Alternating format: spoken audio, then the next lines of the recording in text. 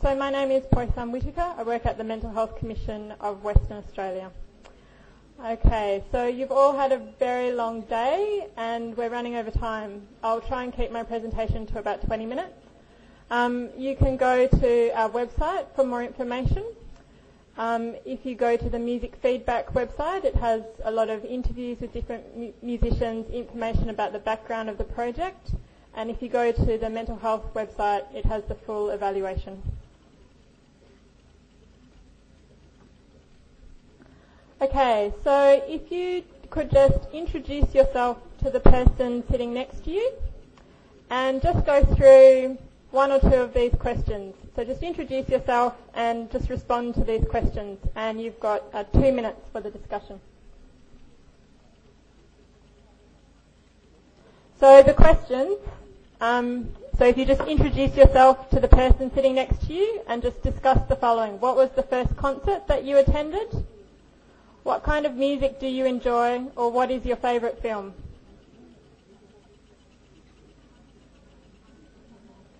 So are people talking to each other? Can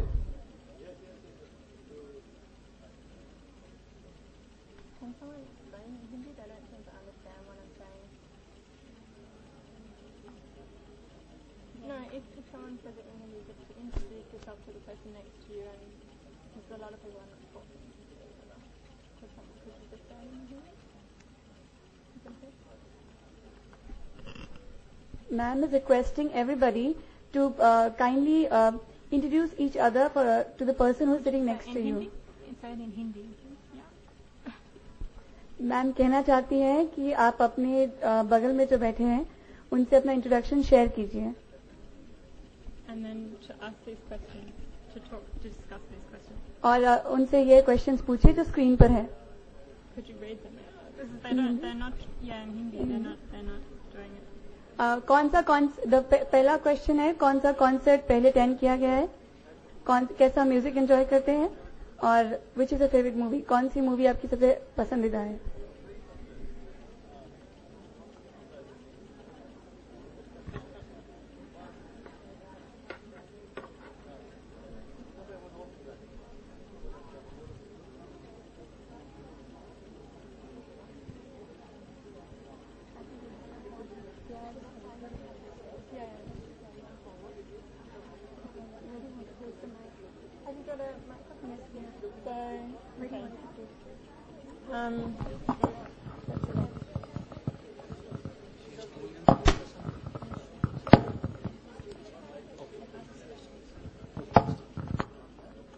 Okay, so is there anyone willing to share their response?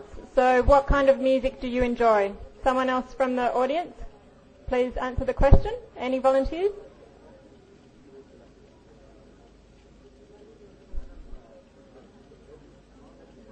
Nobody likes music? Okay, so the man in the second row on the end, what kind of music do you enjoy?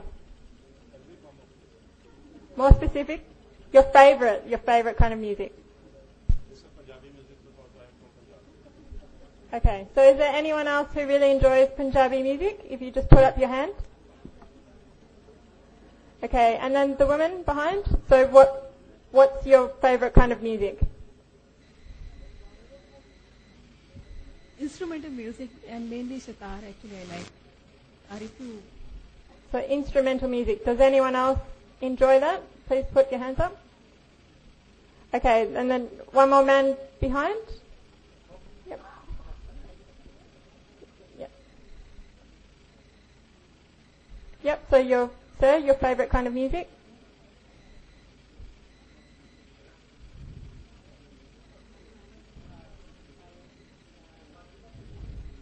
What is your favorite kind of music?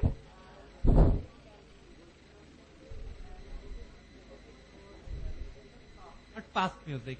Okay, so anyone who likes slow music and devotional music, put up your hand.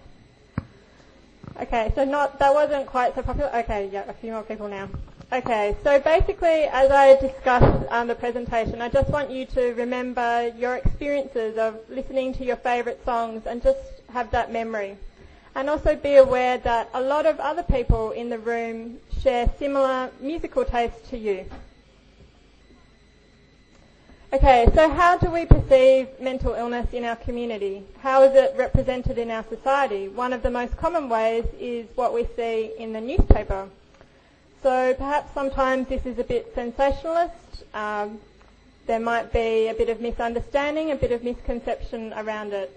So this was an article that I found on the internet from 2007. I don't know what your thoughts are about how this issue has been represented, but this well-known person was experiencing schizoaffective psychosis and was in court and was being, ordered to go to custody of her father. Perhaps there are other examples that you're aware of how mental illness is represented in the media. Okay, so in Australia, almost 45% of the population will have a mental disorder in their lifetime. So that's people aged between 18 to 65. Some of the things that are changing how we perceive mental illness in Australia so that it's not so stigmatised. People aren't so afraid to... Can you say that again? People aren't so afraid to talk about the fact that they've experienced mental illness or that they might have a family member with a mental illness. Well-known people coming out and admitting what they're going through and seeking help. So this includes famous sports people. It also includes the Premier of Western Australia. He actually resigned a few years ago because he was experiencing depression and he was on medication. And he held a press conference and actually said that. The Parliamentary Secretary for Mental Health in Western Australia at the moment, her father also has schizophrenia. The Minister for Mental Health in Western Australia, his wife has experienced postnatal depression and his son has depression. So these are well-known people who are highly regarded and who have a lot of influence, and they're discussing the impacts of mental illness and trying to make a difference. Australia is also a very multicultural community, and we also have a significant Indigenous population. Okay, so the photograph showing there is Tui Raven, so she's actually identifies as Aboriginal, but she has Afghani and Maori descent. Okay, so in terms of stigma, it can impact on people significantly because if they're scared of experiencing discrimination, they might not seek the help that they need. So obviously this can mean that they have long-term negative effects on their well-being. It might mean that they don't complete their education, they can't get a job, they might be afraid of discrimination in accessing housing. So addressing these issues are key priorities on a national level in Australia. So we looked at different anti-stigma campaigns throughout the world, and these are three that I would recommend you having a look at. They're very effective and very innovative. The first one uses humour, and it confronts people's prejudices because it says, imagine if we talked about everyone the way we talk about people with mental illness. So if you described someone who had cancer and you said, I don't think that person really has cancer. I think that they just want sympathy. And, they're getting chemo, but I think, it's just because they don't feel like going to work. So if you were talking about cancer like that, it would be a very shocking thing, but that's how people sometimes talk about mental illness. So Like Minds Like Mine is a New Zealand campaign, and it uses well-known New Zealanders as well as everyday people, and it shows them being, good mothers, good workers, good community members, and it also says, that these people might have a mental illness, but that's not the whole person. They're still capable of doing many things. Okay, so why use music and popular culture? Okay, so as we went through the exercise before, music is a very popular medium, and particularly when we're targeting young people, research shows that adolescents utilise music as a medium more than any other type of activity. They spend a lot of their time listening to music, and they also really respect a lot of musicians and might listen to what they say more than other authority figures. So this picture is by Andy Warhol. Andy Warhol, I guess, was considered a bit of an outsider in the US culture. He was a man who was gay, and he became very, very successful. He used popular images, and he became very central to the arts scene. So now when you look at this picture, of course it's Marilyn Monroe, a very well-known actress, but it's instantly recognisable as an Andy Warhol print. So he used something that was already popular, he had some innovation, and he made his mark. Okay, so the campaign that I initiated in Western Australia 2 years ago utilises well-known musicians. The aim is to encourage young people to talk about their mental health problems and also participate in the community. There are different ways that we promote this. So we have a song competition, and the winners are announced by the Minister for Mental Health during Mental Health Week. There's a specific category of songs which is about promoting mental health, and people can enter if they're from any walk of life. So just so long as it's an original song, it can be talking about their experiences of depression, it can be talking about relationship issues, it can be talking about community mental health, a range of different things. And from that project, we've sort of grown this so that we now have produced over 2 years 40,000 copies of a CD and DVD. So we have musicians who've donated their music onto a compilation, and this is available as a free resource to schools, to community groups, mental health services, any kinds of activities where there will be lots of young people. And basically it's given out for free, and young people like to take it because it's a free CD and it's got music on it, but it also has a documentary where well-known musicians as well as people experiencing mental illness talk about their issues. So it's much more effective than trying to give a young person a brochure and asking them to read it. One of the other benefits of the project is that people will take the resource and do many other things with it. So, for instance, there's a young Ethiopian musician in Perth. He's a hip-hop artist, and he heard about the project and he decided to donate an online mix of his music to raise money for a refugee mental health organisation. We also have local councils, so that's part of local government, where the youth groups have given out the CDs and they've had a youth festival and they have young people talking to their peers about mental health. We also have child and adolescent mental health workers who do community education at schools, and they show the documentary to the students and then give them the CDs. And when the students go to the website and also on the CD, it tells them where they can find out more about mental health and how to access help. Okay, so when the project originally started, the idea was to use band names and sort of make fun of them a little bit to encourage people to talk about mental health. So this band is called The Panics. They're from Perth. I think they've now moved to London. So they're a very popular Australian band. And the poster is about raising awareness of anxiety. So the band is called The Panics, and the slogan is, "Have you ever experienced the panics?" Okay, this band is called Boys, Boys, Boys, and it's the same idea. Have you had your heart broken by boys, boys, boys? And that encourages people to talk about relationship problems. Also on the website we have interviews with musicians. So this is Catherine Trakos. She's a musician. She does folk music. And if you look at the artwork on the website, she's also an artist, and she designed a lot of the artwork for our campaign. People like it because it doesn't look like a government campaign, and we had a lot of different partners to enable us to be able to present it in that way for young people. But she's talking about how music makes her feel less alone even though she experiences depression. And she's also a very successful artist.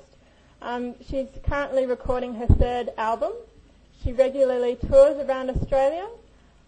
She supports many well-known bands. So this shows that even though someone is still experiencing depression and she's still seeing a psychologist, she's still able to do many things in her life.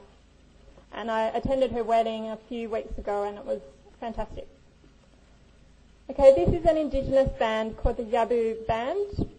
So their name is in their Indigenous language, and it means Yabu means rock. So this band has been very popular in reaching out to Aboriginal communities who are at high risk of suicide due to trauma, grief, poverty, loss, all kinds of issues. So this says, how are you feeling? Are you Yabu rock solid? And this band actually approached us. So this is an example, because the medium is music and all of the musicians want to promote their work, and because often their songs are actually about experiencing difficult times and they use music as a way of overcoming their struggles, artists actually approach us and want to get involved. So if you look at other types of mental health campaigns, people might not want to be involved because they might not want to be associated with something around mental illness if they don't understand it. But with musicians, we found it's a very natural partnership, and they're very supportive. So if you look at the evaluation report, it shows that a lot of things were very positive. We're now moving to the next phase of the campaign. So we've done 2 documentaries. The campaign is being rolled out nationally, and we're looking at all the different partners that can be involved. One of the things that we had feedback from was that we needed to involve more young people, and that meant that young people were involved in doing the interviews for the documentary this year, and there were some issues. It's very good to be positive, but it's also important to realise shortcomings in a project as well, and to manage risks. So one of the things that we learnt this year was that young people need a lot of support if they're going to be heavily involved. They need access to clinicians to debrief. They need to be supported over a long time so that they can stay involved in the campaign and really feel like it's a long-term project. So what we will be looking at is getting an arts organisation to work with young people over a year, so that they'll actually learn how to make films. They will be involved in actually determining the content, choosing the musicians, and a mental health organisation, Reach Out, which has a lot of IT expertise, but is also mental health focused and has psychologists as part of their organisation. They will edit the documentary so that the key messages around mental health are correct. Okay, this was a concert that was held during National Youth Week. The woman in the centre at the top is Donna Farragut. She's the Minister for Youth. So she launched the CDs and DVDs this year. And also the Minister for Mental Health is very supportive. The band on the right are called British India. So they're an independent punk band from Melbourne. We did have a young British Indian man come to our stall, and he said, "Who is this British India? I'm British Indian. Who are they?" So, but they're a punk band, and they took their name from a clothing store in Singapore. You can see that there's a lot of young people that participated in a big community event. Okay, so I have the documentary, but I don't know if people want to stay and watch, 7 minutes of it, or if you would really like to go and have dinner and have a rest. Go ahead. Okay.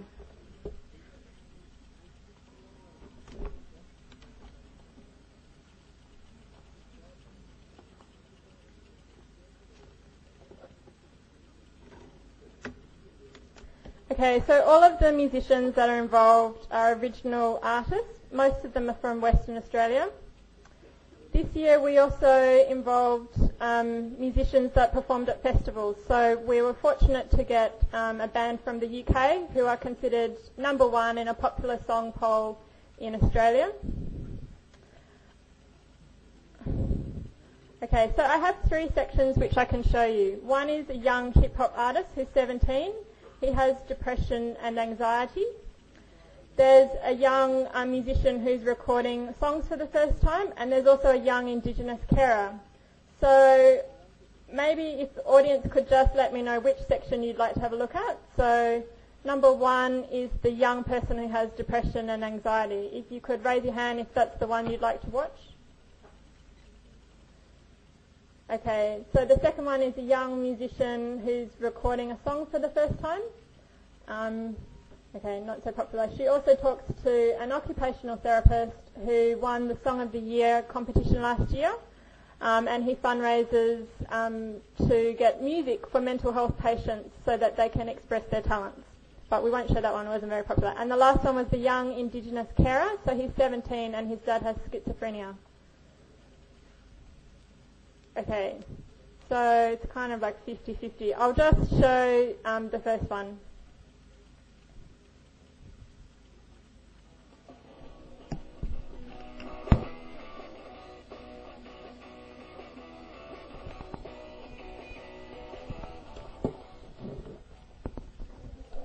My name's Complete and I'm a rapper from the Cycloid crew.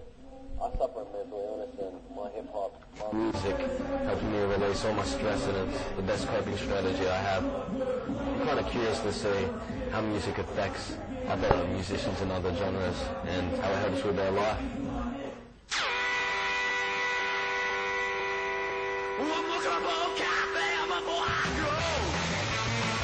How was it like playing in Northern compared to the city? It was very much a sort of do-it-yourself vibe there. If you wanted to get some gigs happening, you had to really put them on yourself. The opportunity wasn't as much there, but we kind of created a lot of it for ourselves. And certainly before we ever played in Perth, we were inviting bands from Perth to come to our area and play with us. So, what do you think it is about music that connects people? It's that spine shot at the back of your neck. It's the feeling you get inside your body. How it can change feelings is pretty powerful. What do you guys feel like when you're about to do a show? It depends. I won't necessarily be nervous until someone goes, "Are you nervous?" I am now. I lose all my stuff. I'm the opposite. I've got every lead about 6 times before we play. It's all worth it when a fan tells you that they like your music. oh, that's the relate to that's it. killer. I've had people do that, but even more so I've been that person. You know, I told John Butler, you know, like, that his 3 album really helped me through a bad time, and it did. Like Jebediah was one of those bands that really sort of helped with that sort of thing. So then when you get to the point now where you have the opportunity to play with your heroes, to meet them and to learn from them as musicians, it's always a really exciting thing. Cycloid crew, like, you must have some sort of background to it. The Cycloid crew is just a bunch of us have mental illness. I have panic disorder. My mate KK37, he's got bipolar, but I found them all. And we started writing tracks, and I'm like, let's make a crew out of it, eh? Cycloid crew. That's a good name. So were you in panic disorder, like, in what way? And then you continue to suffer with it, or? Yeah, I've had it for a couple of years because of bad decisions. Probably induced it, but yeah, I just get panic attacks a lot and some depression, but we've just been releasing lots of stuff and people love it. And it's just us releasing our stress.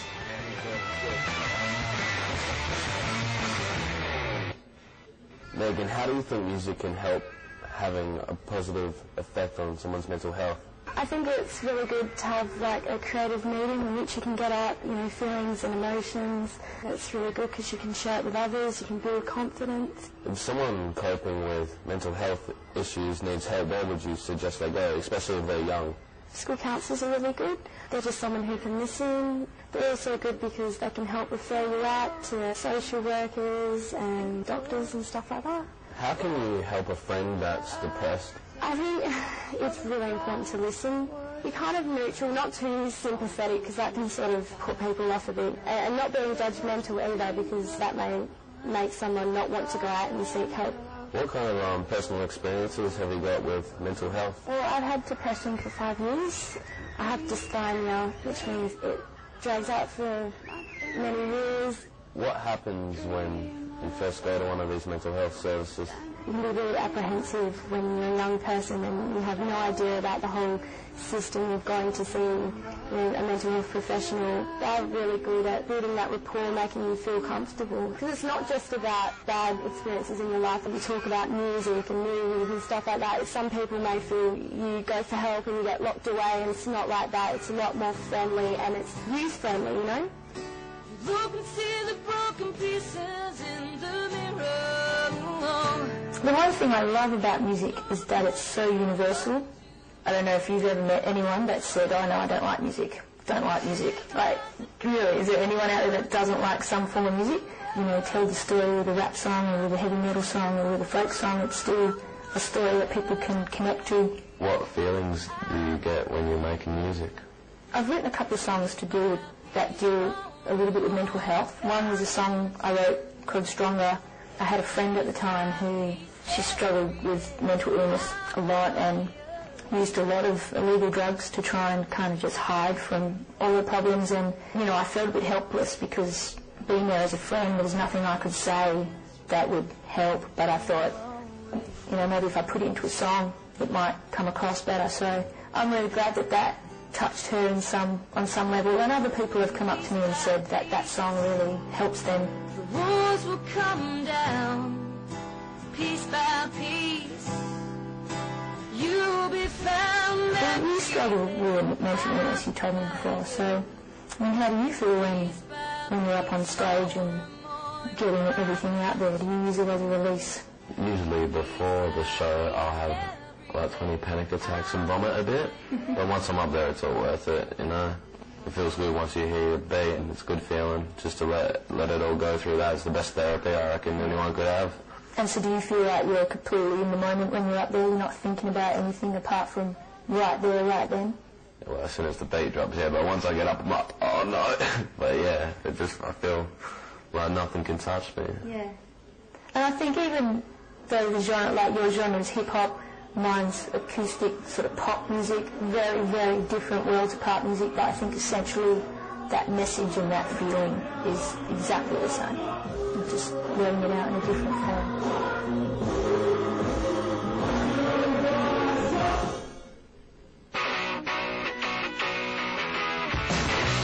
Friends and family, I guess, are a good first stop. If that fails to yield anything, I guess mental health professionals are important to talk to, because they're trained to deal with those kinds of things.